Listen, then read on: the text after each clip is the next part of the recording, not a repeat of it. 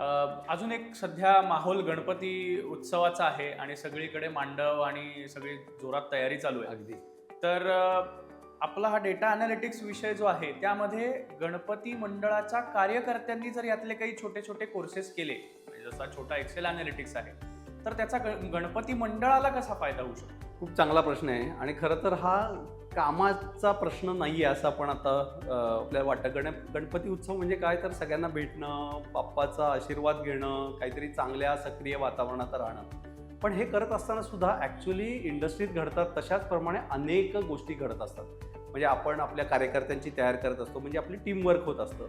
त्याच्यानंतर आपण अनेक देखावे उभे करत असतो किंवा लोकांना येण्यासाठी आपण निमंत्रण देत असतो. मग ते आले का, मग ते कोण कोण आले. आता हे सगळं एका वर्षामध्ये त्या 10-11 दिवसामध्ये कसं लक्षात राहणार? It is just in human, हे लक्षात राहणारच नाही.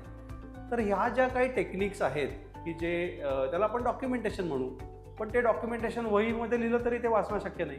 तर आपल्या सामान्य कार्यकर्त्याला जर का आपण साध्या सोप्या पद्धतीने जर का कॉम्प्युटर अवेलेबल करून दिला आणि त्यात मूलतः कसा वापरायचा हे जर शिकवलं, तर कल्पना कर त्यांच्याकडे किती प्रकारची इन्फॉर्मेशन गोळा होईल. How many people are visiting you, what are the type of people, what is the ratio of the male and female, students, senior citizens, ते कुठल्या ॲक्टिव्हिटी करतात. त्याच्यात जर का आपण सेंटिमेंट ॲनालिसिस जर विचार केला तर त्यांना काय गोष्टी आवडत आहेत, त्यांना काय अजून हवं आहे, ते इकडं आल्यामुळे त्यांचं नेटवर्किंग कसं होतं, या सगळ्या गोष्टी आपल्याला रेकॉर्ड करता येणार आहेत.